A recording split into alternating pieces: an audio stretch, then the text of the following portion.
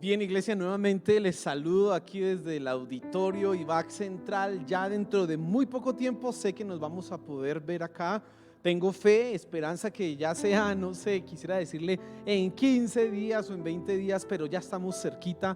Ha pasado mucho tiempo y sé que hay deseos y ganas de estar aquí en el auditorio. Y sabe, le cuento algo, uno de los motivos por los cuales nosotros no hemos dado la Santa Cena virtual es precisamente porque creemos que la Santa Cena celebra algo que es precisamente la comunión en el cuerpo de Cristo, y el cuerpo de Cristo es la iglesia. Así que yo quiero que usted esté muy expectante porque apenas abren el auditorio, lo primero que vamos a hacer es participar de la cena y vamos a estar aquí todos unidos celebrando, conmemorando, alabando a nuestro Señor y participando de la cena. Bien, el día de hoy tenemos un tema muy importante, el titulado Esclavitud, y estamos en la serie Dios versus el mundo. Así que vamos a confrontar algo que sé que va a tocar tu vida y sé que Dios va a hablar a tu corazón. Pero antes de eso yo quiero contarle algo. El primer libro que yo leí en mi vida, no sé cuántos años tenía, 12, 13, 14 años, bueno, hace mucho tiempo. El primer libro que yo leí se llama Raíces, y lo escribió alguien que se llama Alex Haley, y ese libro cuenta la historia de una familia afroamericana, la historia de 7 generaciones, imagínense, de afrodescendientes afroamericanos que empezaron con un antepasado llamado Kunta Kinte, que fue africano, esclavizado y traído a Norteamérica. Así comienza, esa es la historia de ese libro. Pero en los primeros capítulos usted, bueno, ve cómo era la vida en África, de la tribu donde él era, etcétera, etcétera. Pero luego llegan unos capítulos oscuros en ese libro en donde se relata de una manera cómo era que los esclavos sufrían. Y entonces cuentan que a Kunta Kinte, porque así se llamaba, este africano, lo golpearon, lo dejaron inconsciente, y cuando se despertó estaba encadenado en una fila, una hilera inmensa, iba directo a un barco, no sabía, había otros amigos, compañeros africanos de su misma tierra, de diferentes lenguas, y era un barco gigante lleno de esclavos. En ese barco, durante esa travesía, estamos hablando casi de 1700 y pico, 1800, bueno, por allá, eso hace mucho tiempo.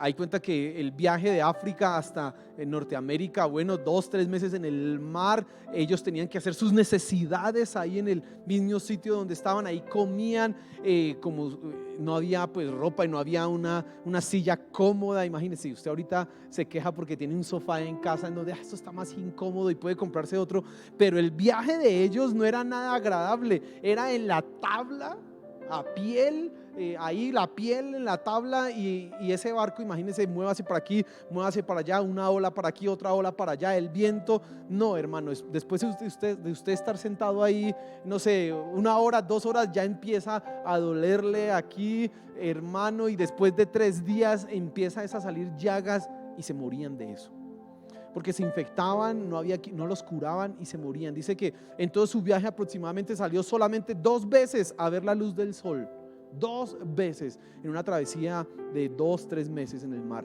Llegó a tierras americanas, a nuestro continente, y lo bañaron, medio lo alimentaron, e inmediatamente al mercado de esclavos, donde lo ponían como en una situación como esta, y lo paraban ahí, y dese la vuelta, no sé qué, ahora abra la boca, etcétera, etcétera. Hacían una cantidad de exámenes para vender al esclavo, y Kunta Kinte fue vendido como esclavo. ¿Sabe?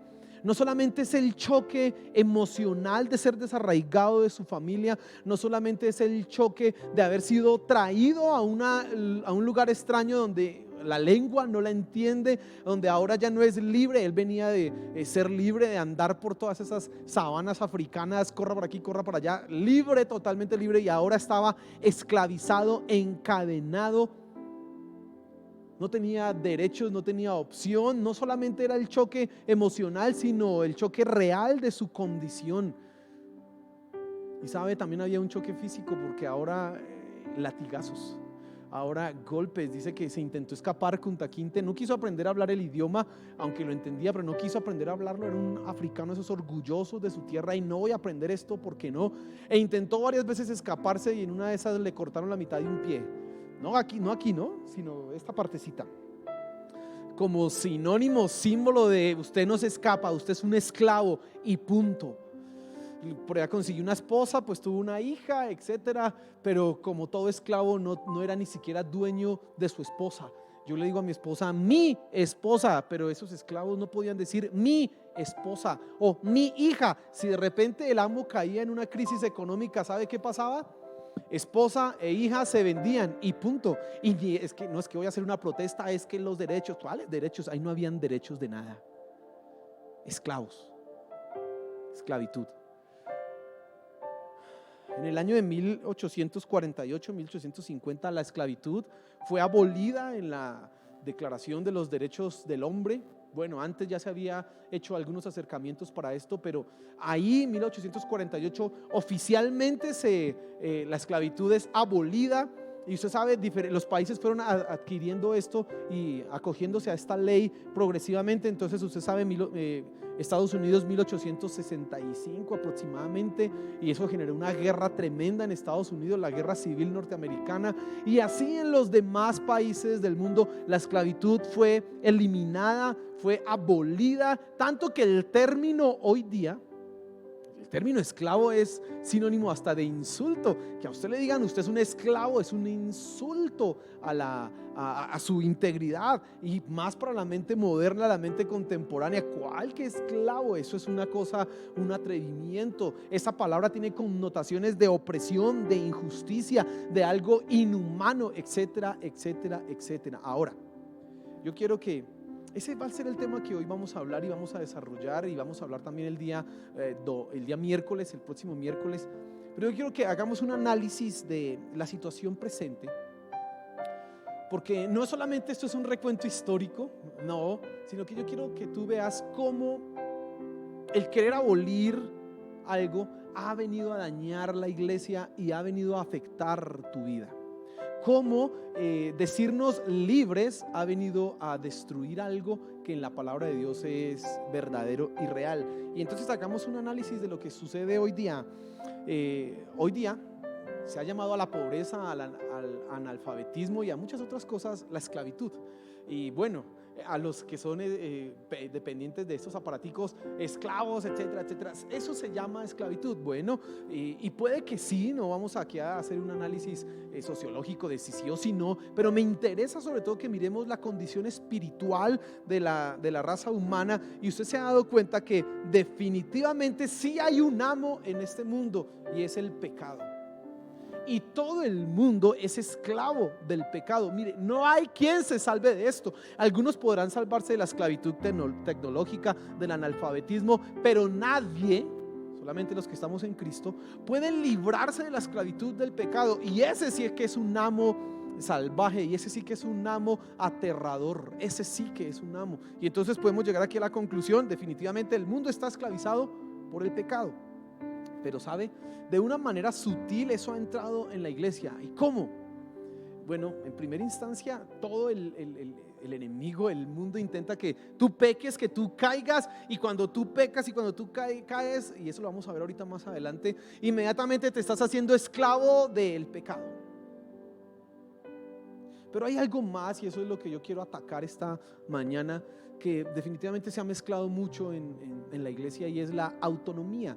Yo sé que usted ha escuchado esa palabra. La palabra autonomía es sencillamente la determinación que usted tiene como persona de decidir qué hacer, qué pensar, qué decir, cómo actuar. Usted es una persona autónoma. Ahora, yo quiero que usted se dé cuenta que esto es una idea de que nosotros somos libres y que ya no tenemos ninguna influencia, no hay nada que coaccione nuestra voluntad, y por lo tanto entonces nosotros somos libres. Básicamente esto es lo que dice la autonomía cuando usted lo lee desde la perspectiva de los derechos o desde las perspectivas filosóficas, que nosotros somos libres. ¿Qué pasó?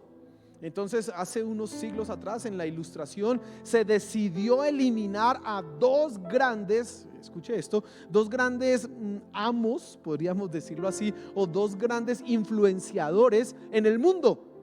Y entonces se eliminó la iglesia y se eliminó la nobleza, la monarquía.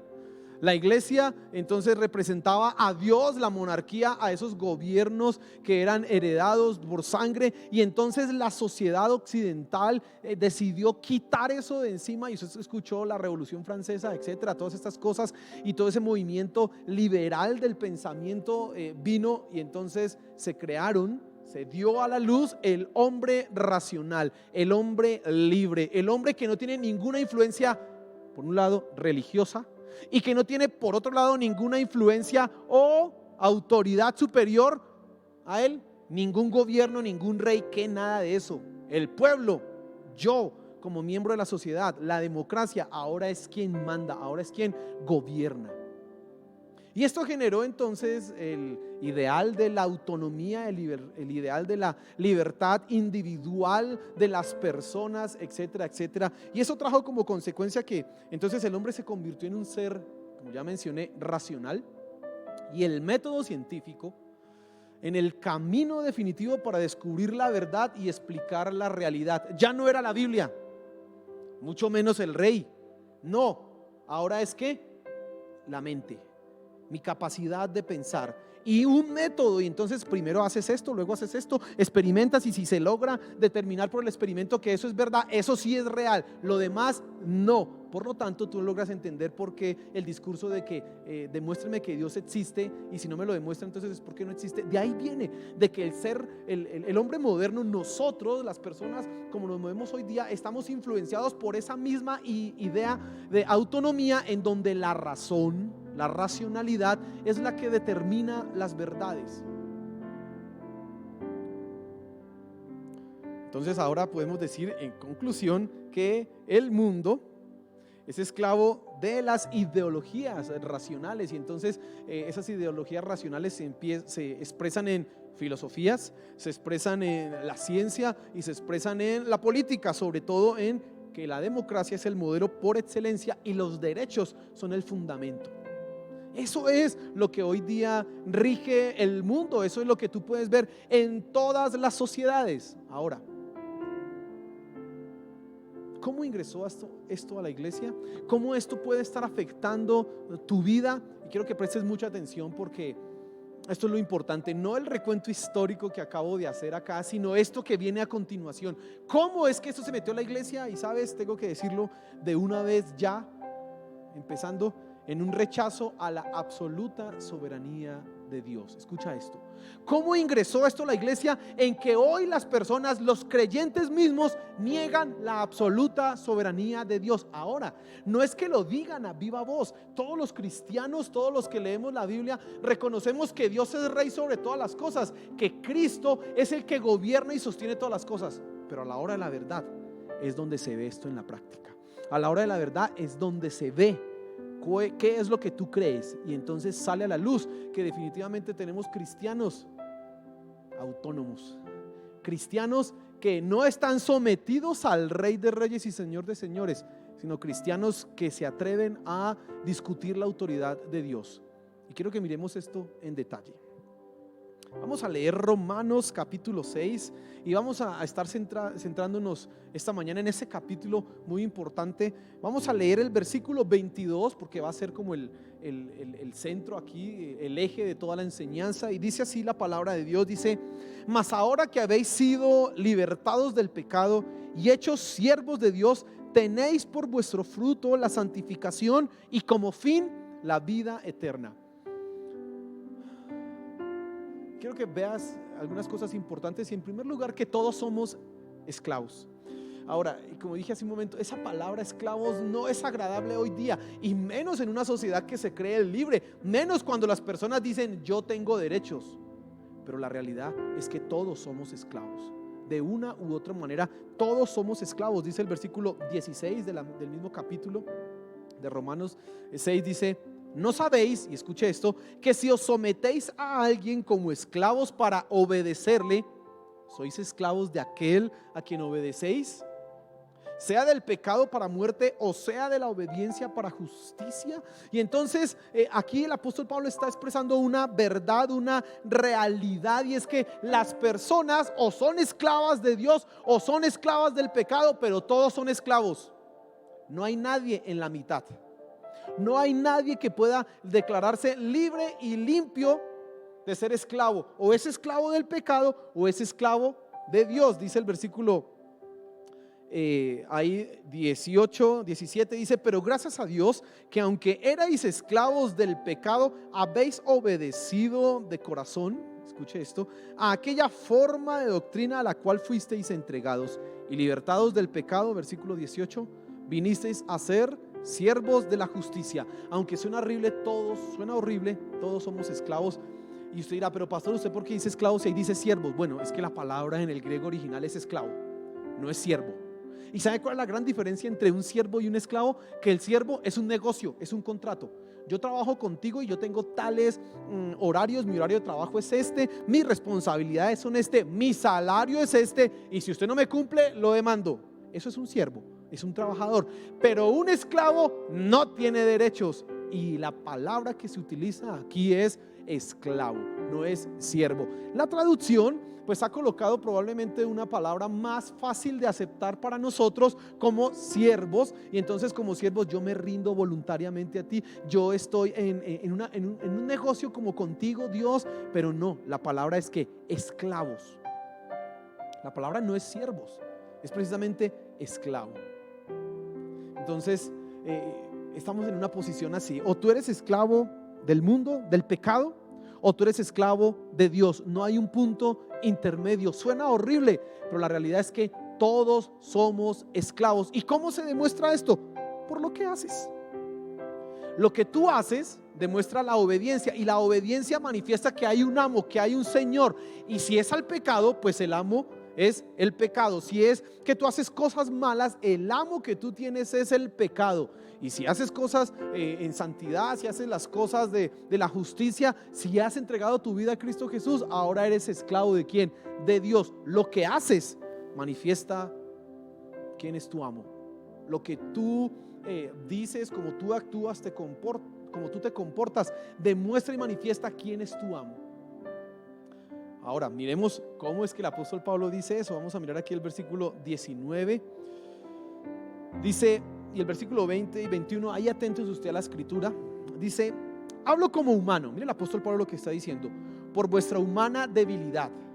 Dice que así como para iniquidad presentasteis vuestros miembros para servir, para ser esclavos a la inmundicia y a la iniquidad, así ahora para santificación presentad vuestros miembros para ser esclavos de la justicia. Pablo está diciendo algo real. Dice: ustedes, como son débiles, cuando ustedes hacían las cosas iniquidad y presentaron sus miembros, su cuerpo, para hacer las cosas malas, ustedes eran esclavos del pecado. Ahora él está diciendo una verdad: que ustedes están en Cristo, voluntariamente y con más intensidad y fuerza deben presentar sus miembros para servir a la justicia, para ser esclavos de la justicia. Lo que tú haces demuestra quién es tu amo. Es importante hacer una pequeña reflexión en este punto. ¿Qué es lo que tú estás haciendo? Tú puedes decir con tus labios, proclamar: yo soy cristiano, pero si andas en pecados, si andas cediendo a la tentación, si andas haciendo cosas que no corresponden a la justicia y a la santidad, tu amo no es Dios, tu amo no es Cristo, tu amo es el pecado. Peor aún es que, habiendo sido liberado de eso, voluntariamente te sometes ahora a esa esclavitud. ¿Qué estás haciendo? ¿Cómo estás viviendo? Sigamos adelante, sigamos leyendo aquí el versículo 20. Dice: porque cuando erais esclavos del pecado, erais libres acerca de la justicia. Pero ¿qué fruto teníais de aquellas cosas de las cuales ahora os avergonzáis? Porque el fin de ellas es muerte. Bueno, y el apóstol Pablo en el versículo 20 siempre está diciendo lo que ya yo mencioné hace un momento, y él lo está afirmando, y es que usted es libre del pecado, entonces usted es esclavo de la justicia. Usted es esclavo del pecado, entonces usted es libre de la justicia. O aquí o allá, no hay punto intermedio. ¿Y sabe qué es lo que piensan algunos? Que están en un punto intermedio. Yo no soy esclavo de Dios, esclavo del pecado, pero a Dios puedo controvertirle algunas decisiones. No, tú eres esclavo del pecado o eres esclavo de Dios. No hay un punto intermedio en esto. No hay una opción alternativa. No hay el tercero aquí. Ay, bueno, no, espere, no, este o este no, es que hay tercero, yo quiero la otra opción. No, aquí no hay otra opción. O eres esclavo del pecado o eres esclavo de Dios. Sigamos adelante. Entonces en el versículo 21 dice, pero ¿qué fruto teníais? Y bueno, definitivamente el pecado, ser esclavo del pecado tiene unos resultados, tiene unos frutos, pero yo no quiero enfocarme en eso ahorita, más adelante lo vamos a mirar en detalle. Quiero es que te fijes en que somos siervos de Dios.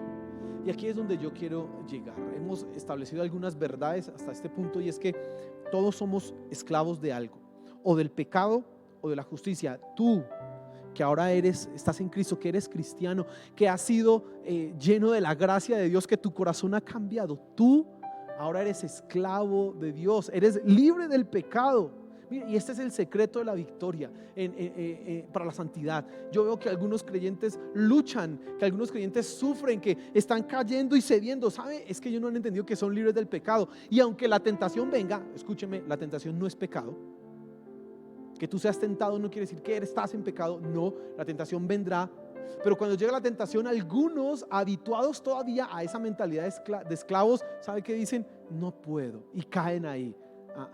Tú en Cristo eres libre, tú en Cristo eres más que vencedor. Ahora la victoria está en tus manos. Cuando pecas es porque tú quisiste someterte a esa debilidad, es porque tú quisiste someterte a ese amo que es el pecado. Por el contrario, si decides no voy a caer en esto, Señor, guárdame, estás demostrando que definitivamente sí eres libre del pecado. Ahora, somos siervos de Dios. Vamos a mirar el versículo 22, la segunda parte, la primera parte. Y aquí esta es la parte fuerte de la enseñanza esta mañana. Simplemente estaba estableciendo como el marco general, el marco contextual de las verdades que dice la Biblia frente a esto.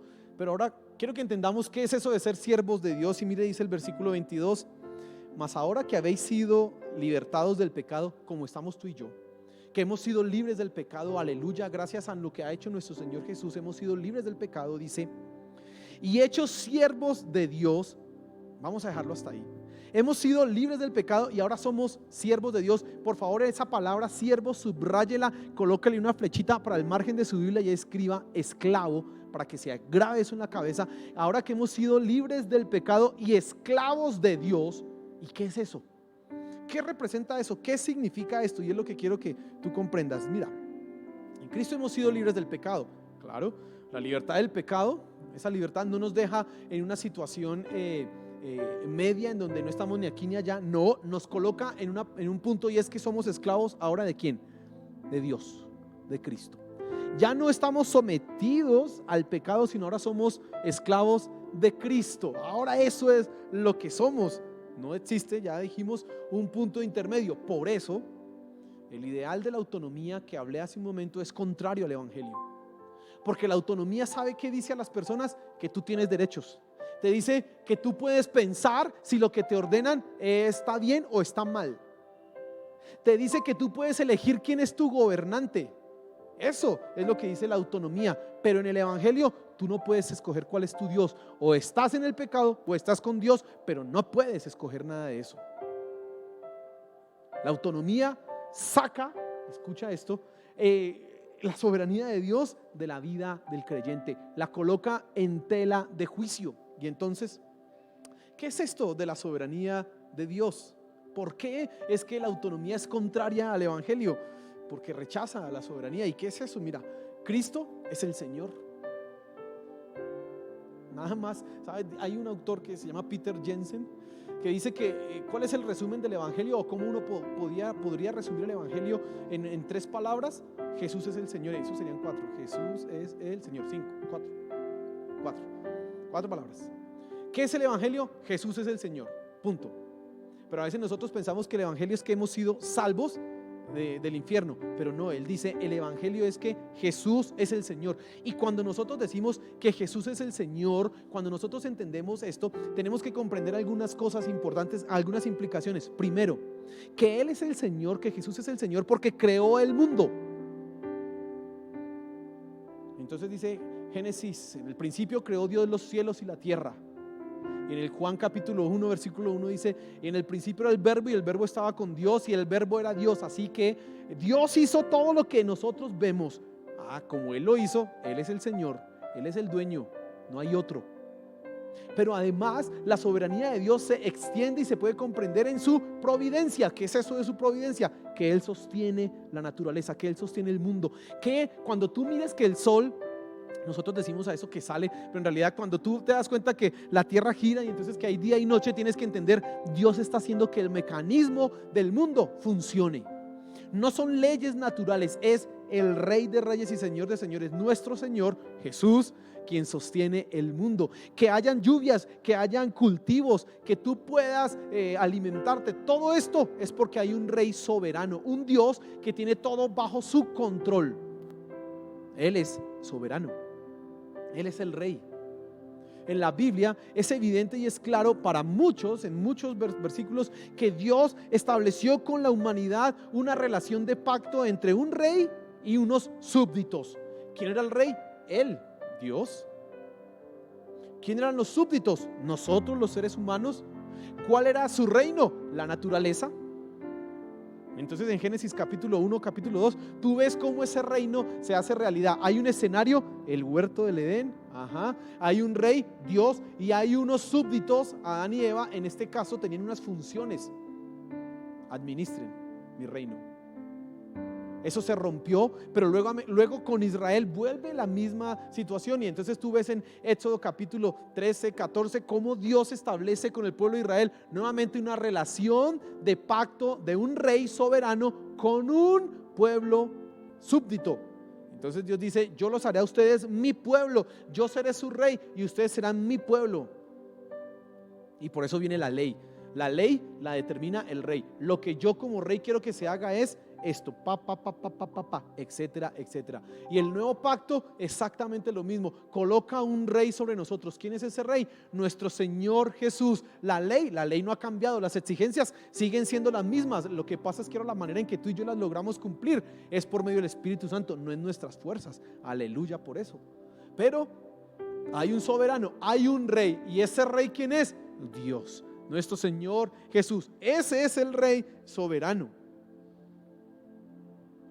Y quiero que te des cuenta que hay 5 características de los esclavos. Ahora, yo saco esto de un libro de John MacArthur. Él escribió un libro que se llama precisamente Esclavos, y si usted tiene la oportunidad de leerlo, por favor léalo. Y John MacArthur dice que básicamente hay 5 características de los esclavos. En primera instancia, 1, los esclavos son de propiedad exclusiva. Entonces tenemos que recordar esto cómo funcionaba. Entonces recuerda Kunta Kinte se paraba así como en una cosa así más o menos como esto, pero entonces no estaba predicando Kunta Kinte, estaba ahí parado, esposado, y le miraban así los dientes, así si los tenía bien, le miraban los brazos si tenía músculos, le miraban todo, si su estructura ósea estaba bien, porque necesitaban un esclavo, un objeto para trabajar. Era como ir a comprar un tractor. Usted cuando va a comprar un tractor, usted mira, venga, y el motor, y cómo está el arado, cómo funciona todo esto, está bien, listo, este es el que me sirve. Así funcionaba. Un esclavo era una propiedad exclusiva, no tenía 2, no tenía 3 dueños, era propiedad del amo y punto. ¿Sabes qué dice la Biblia de nosotros? Que nosotros fuimos comprados por Cristo.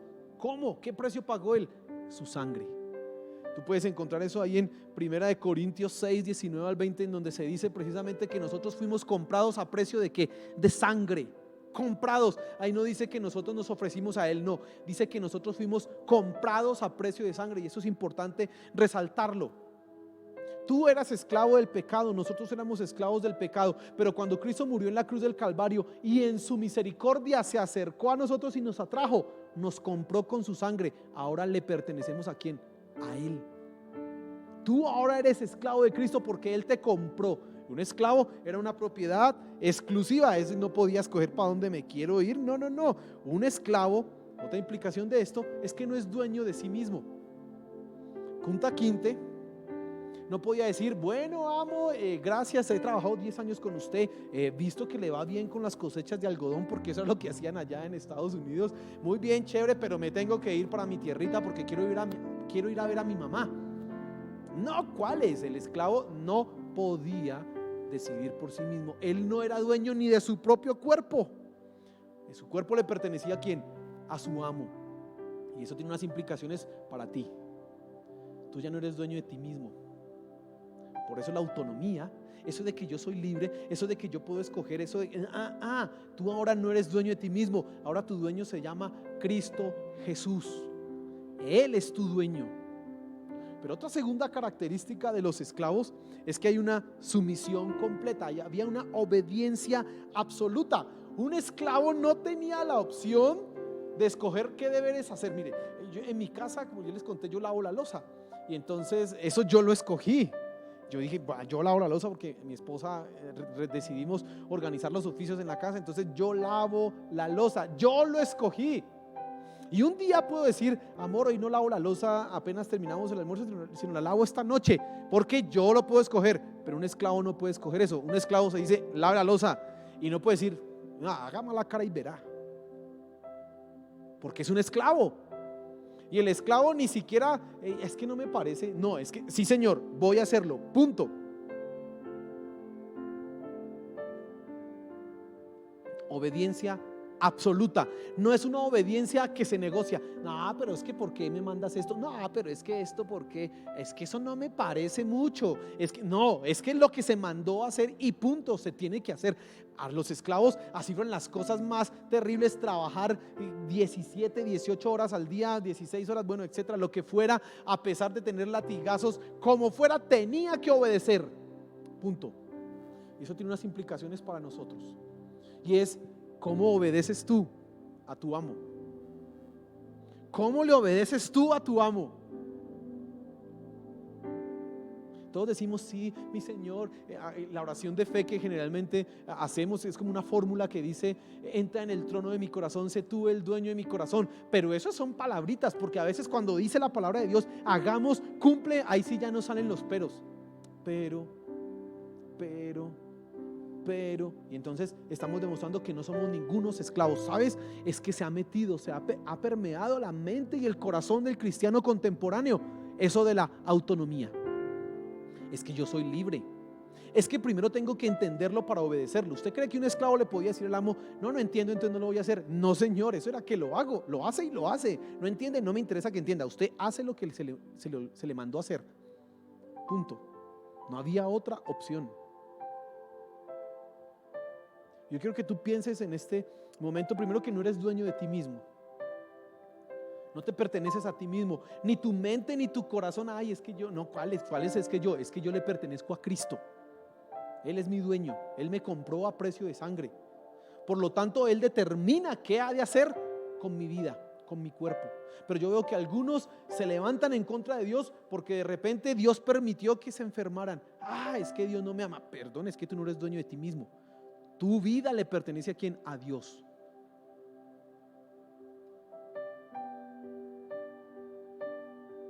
Tu obediencia debe ser absoluta, pero algunos ponen peros. No, es que yo no doy los diezmos porque es que me parece que eso no es de esta época. No, yo prefiero dar los diezmos, más bien es comprar un mercado y darle a una persona que necesita, porque tiene necesidad. Eso es mejor que dar los diezmos.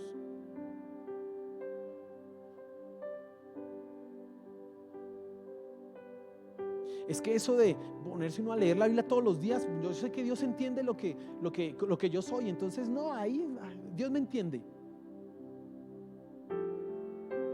Dios sabe que yo soy débil. Dios conoce mi debilidad. Y simplemente es una excusa para no obedecer completamente las órdenes del soberano. La autonomía ha venido a dañar tu mente, tu corazón, si estás en esas condiciones.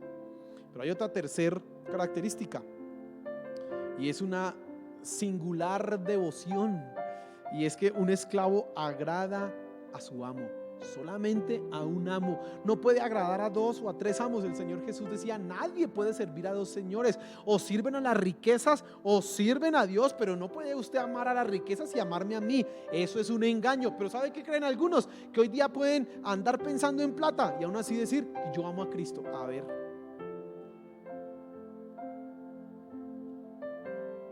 la Biblia dice en Santiago, el que se hace amigo del mundo se constituye enemigo ¿de quién? de Dios. Mi esposa decía, hablando de esto, y es que son dos opciones: o usted es amigo del mundo, es enemigo de Dios, o si usted es amigo de Dios, es enemigo del mundo. Eso no hay otra opción. Usted no puede estar aquí y allá y jugando con los dos. No, eso no es. Hablábamos esta semana de Apocalipsis, el capítulo 2, en donde se habla de las cartas a las iglesias, y hay una en la Odisea, dice: a los tibios los vomitaré de mi boca. ¿Qué es eso, esos tibios? Y entonces se cuenta que había en la Odisea una fuente de agua que no salía ni agua ni caliente ni fría, sino tibia. Esto es una cosa que no tiene sentido. Y entonces el Señor Jesús, que es el que habla ahí, dice: a los tibios los vomitaré de mi boca, porque no fueron ni fríos ni calientes, sino tibios. ¿Qué es tibio? De aquí y de allá. No, un esclavo solo tiene un amo. Su devoción solamente es a una persona, y es a nuestro Señor Jesús.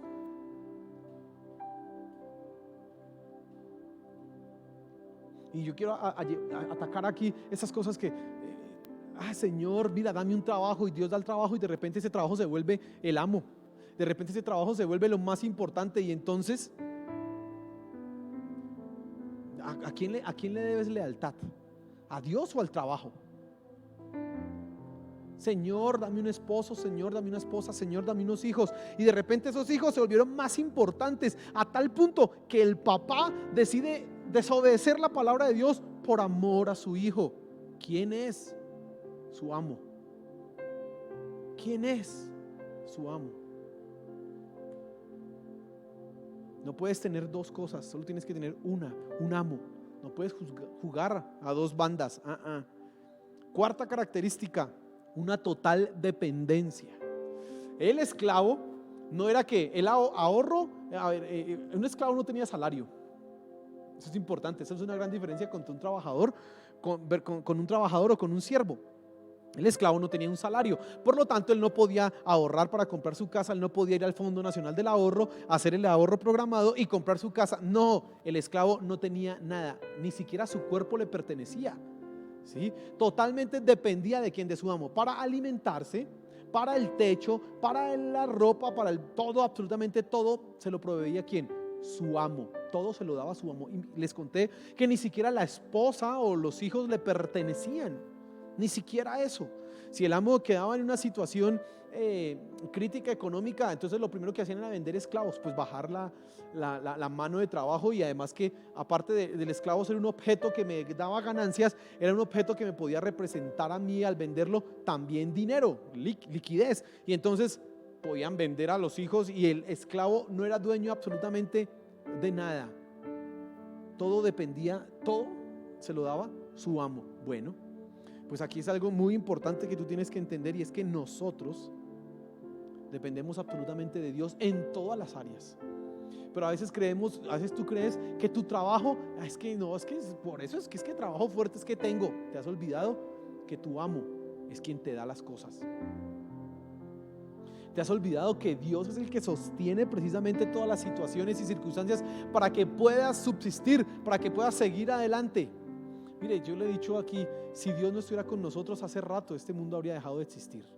Si Dios nos hubiera abandonado, no, hermano, no sería, este mundo no sería. Aquí no existe esa posibilidad de que, no, es que si Dios no está con nosotros, el mundo sigue adelante, pues un poquito más mal, un poquito más peor, pero ahí sigue. No, Señor, si Dios no está con nosotros, el mundo simplemente es que deja de existir, punto. Todo lo que tú tienes lo dio tu amo, Dios. Tú dependes totalmente de Él. ¿En qué áreas? En la santidad. Es que yo quiero dejar de cometer pecados. Sí, pero recurres a tus fuerzas, recurres a tu capacidad, a tu habilidad, en lugar de entender que en Cristo eres más que vencedor. Eres un esclavo, dependes totalmente de Él.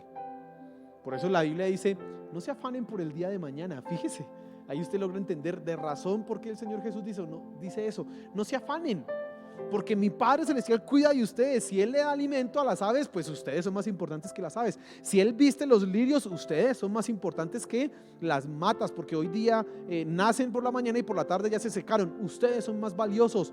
No se afanen. ¿Qué quiere decir esto? Tenemos un amo que cuida de nosotros, cuida de ti.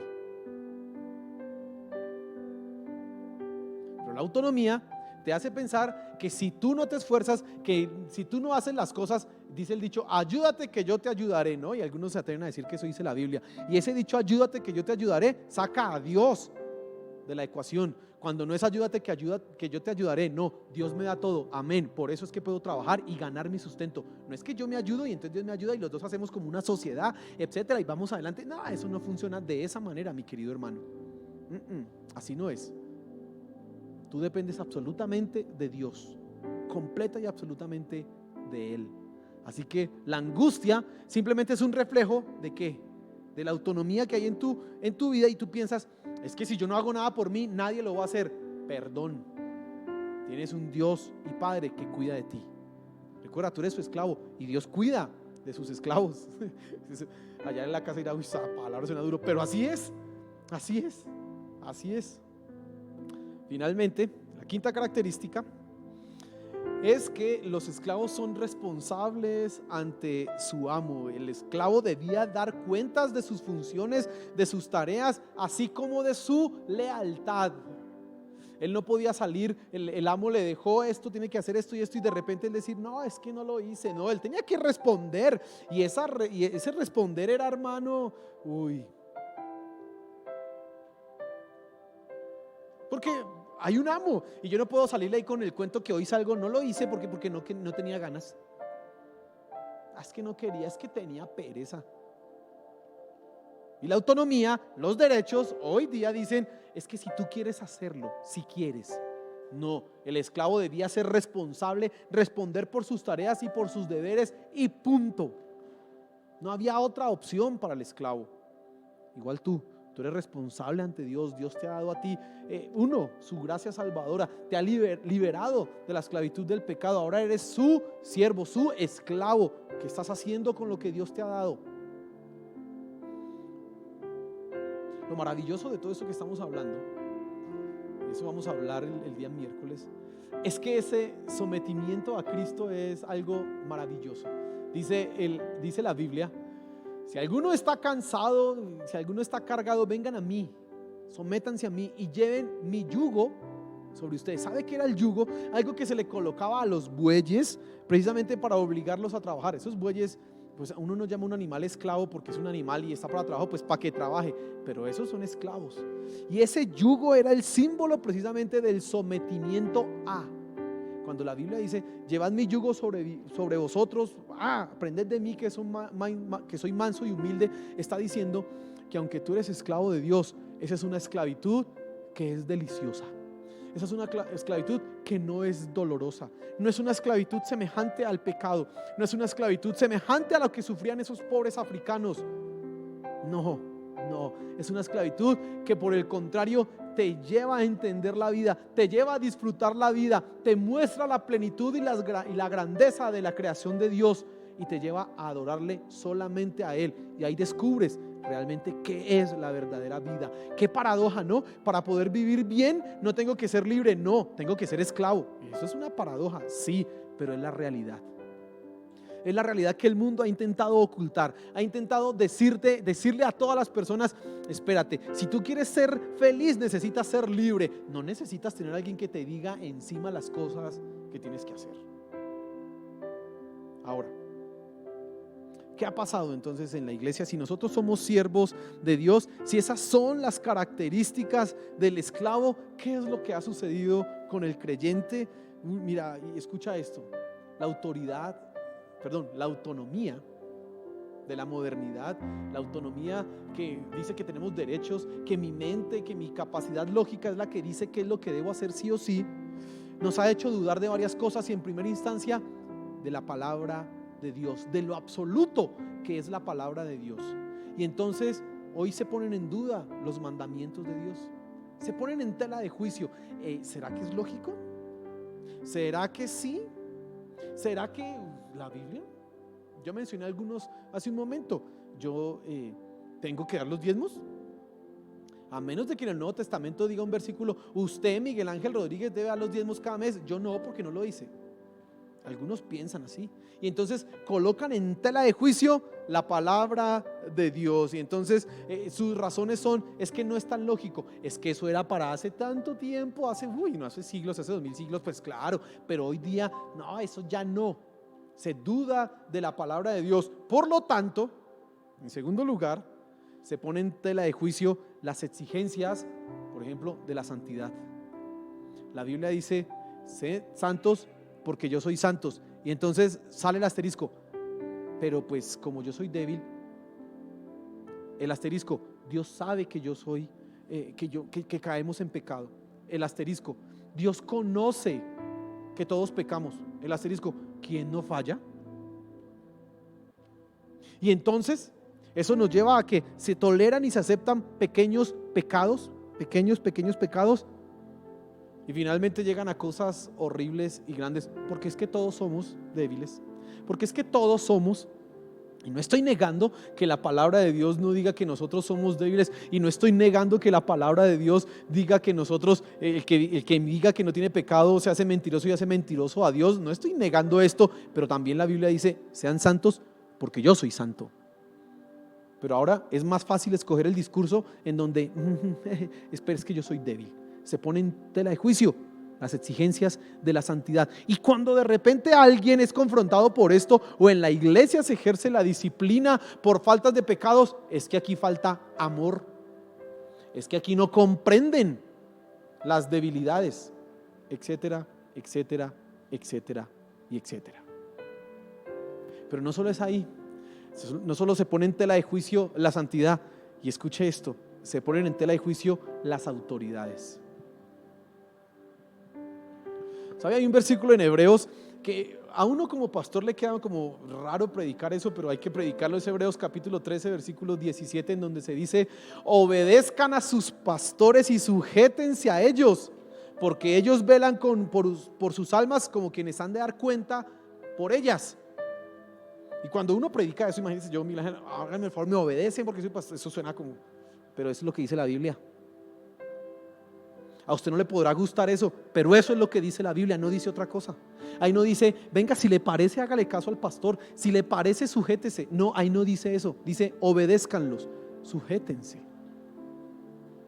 Pero ¿sabe qué? Perdón, no, espérese. Eso no es tan lógico, porque primero toca ver, etcétera. Espero, surgen todos los peros, y entonces se ha llegado hasta el punto que para escoger el pastor hay que hacer votaciones.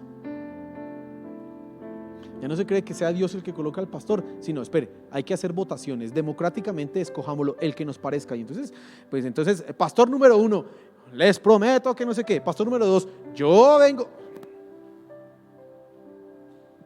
Cuando eso no funciona de esa manera, y no estoy negando que la Biblia le da al pastor unas recomendaciones. Jeremías precisamente habla de los malos pastores, Ezequiel critica a los malos pastores que cogen a sus ovejas para, dice ahí, alimentarse, etcétera, etcétera, para subyugarlas. Eso está prohibido para nosotros como pastores, pero también dice, sométanse a los pastores, obedézcanles.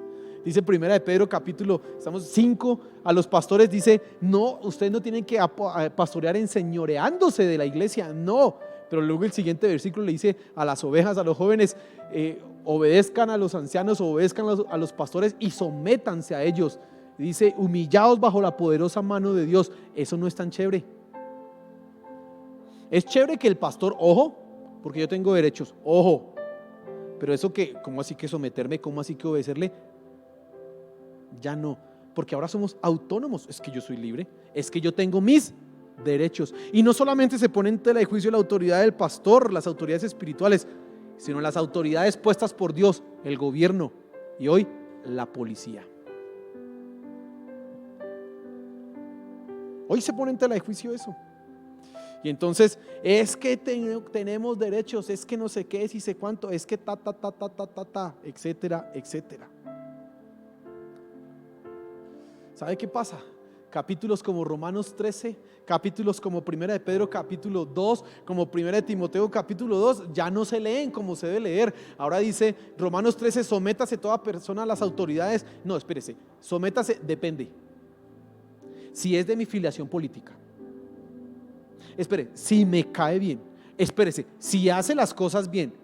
Pero es que ahí no dice la Biblia eso, hermano. Ahí no dice la Biblia eso, dice sométase toda la persona a las autoridades, porque no hay autoridad que no sea impuesta por Dios, punto. Y las que están han sido establecidas por Dios. Y entonces usted dirá, pero pastor, ¿sí vio el video de lo que pasó el miércoles o el martes? ¿Sí vio ese video, pastor? Claro que lo vi, y todos estamos de acuerdo en que lo que está mal, la autoridad no debe hacer eso, pero bajo ninguna circunstancia eso se convierte en la excusa para no obedecer la autoridad. Sería muy fácil para nosotros como iglesia hoy decir, nosotros ¿cómo se dice esto? Nos declaramos en desobediencia civil porque la alcaldesa no nos gusta, porque el gobernador no nos gusta, porque es de una tendencia política e ideológica diferente a nosotros. Pero no lo podemos hacer simplemente porque la Biblia dice sométase toda persona a las autoridades, y es más, me manda a orar por ella. Entonces en mis oraciones, Señor, bendice a la alcaldesa Claudia López, dale sabiduría. Es que eso es lo que dice la Biblia, yo no lo puedo cambiar. ¿Estamos de acuerdo en que lo que está mal está mal? Claro. ¿Estamos de acuerdo que tanto el policía como que abusa de su autoridad está haciendo mal? Sí, estamos de acuerdo, no lo podemos negar. Nosotros que somos el estandarte y baluarte de la verdad tenemos que reconocer que eso está mal, que eso que hicieron esos policías está muy mal. Sí, Señor, lo tenemos que reconocer, pero también tenemos que reconocer que los que van a destruir los CAIs, que los que van a quemar los buses son unos vándalos delincuentes. Eso también está mal. Hasta ahí yo sé que usted está de acuerdo conmigo. Y todos en casa deben estar, sí, pastor, sí. Pero yo quiero atacar algo aquí. ¿Tú crees que hay justificación en lo que está sucediendo? Porque, ¿sabes? Algunos piensan, pues bien merecido lo tienen. Y simplemente ese hecho de decir, bien merecido lo tienen, te hace a ti cómplice de esos vándalos. Aunque tú no estés tirando las piedras, ni estés quemando allá, tirando bombas molotov contra el CAI, etcétera, etcétera. Tú puedes, así como Pilato, lavarte las manos. Yo no soy, pero si tú dices bien merecido se lo tienen, estás pensando como una persona de la modernidad, autónoma, que exige derechos, que una persona que no entiende que es esclava de Cristo, y como esclava de Cristo yo tengo que someterme a las autoridades. ¿Están equivocadas? Sí. Vamos a denunciar que eso no se debe hacer, pero yo tengo que seguir respetando las autoridades. ¿Sabe qué estamos viendo en estos días?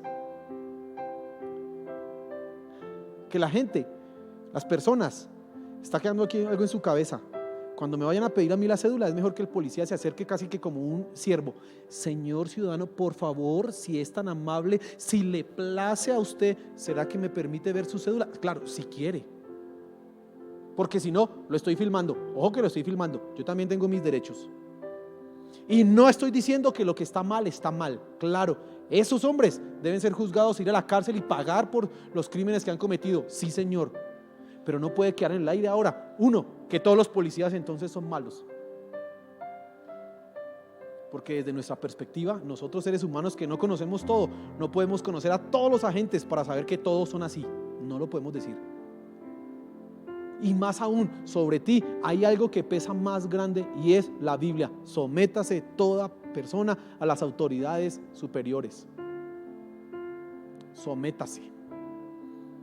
Yo sé que usted dirá, uy, pastor, eso no es tan chévere, pero eso es lo que dice la Biblia, y no puedo predicarte algo que te guste a ti. Tengo que decirte lo que dice la Biblia. No puedo decir otra cosa. Y aunque pueden haber agentes que se hagan las cosas malas, sí.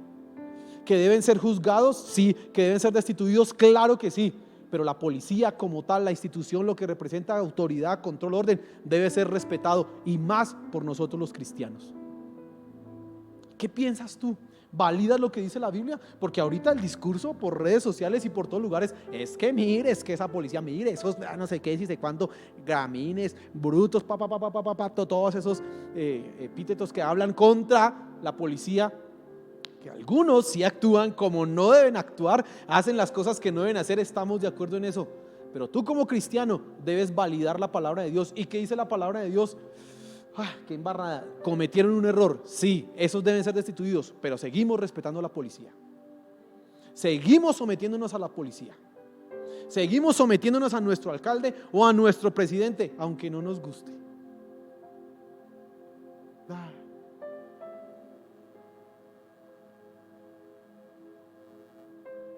Recuerda, si te choca esto, es porque no crees que eres esclavo. Si eso te suena duro, es porque crees que tienes derechos, es porque tú te crees autónomo. Yo tengo derechos, es que yo tengo libertades. Y entonces el problema no es que tú vayas en contra de la policía, que tú vayas en contra del sistema político. El problema no es ese, el problema es que tú estás en contra de ¿quién? De Dios.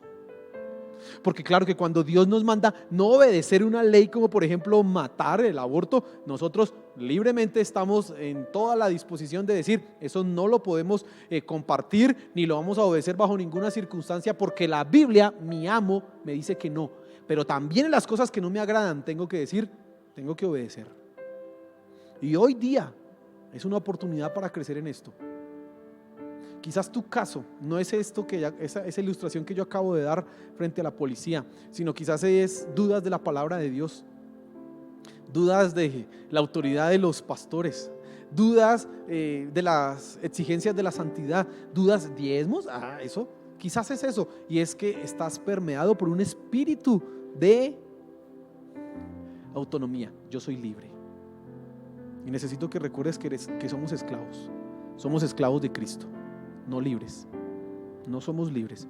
Entonces tú no puedes ir en contra de las órdenes de tu amo, porque eso es ser un atrevido, eso es ser un irrespetuoso. Como un esclavo le va a decir al amo, ¿y usted qué? ¿Por qué me manda eso? A ver, igualado, ¿cierto? Pero así somos. Cuando decimos, es que no me parece tan lógico, estamos siendo igualados con el Rey de Reyes y Señor de Señores. Que Dios tenga misericordia cuando hemos actuado así. Señor, gracias por tu palabra. Gracias por recordarnos que somos esclavos tuyos, que tú nos has comprado a precio de sangre y por lo tanto te debemos lealtad, fidelidad, absoluta obediencia a ti, que dependemos de ti, Señor.